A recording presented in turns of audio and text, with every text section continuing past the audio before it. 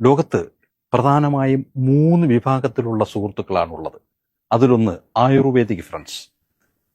ഇവരെപ്പോഴും നമ്മളോടൊപ്പം തന്നെ ഉണ്ടാകും. പക്ഷെ നമുക്കൊരു അത്യാവശ്യം വരുന്നു, ഒരു എമർജൻസി ആയ കാര്യത്തിന് ഒരിക്കലും ഇവർ ഉതകില്ല. ആ സമയത്ത് അവരവിടെ ഉണ്ടാകില്ല. രണ്ടാമത്തത് അലോപ്പതിക് ഫ്രണ്ട്സ് ആണ്.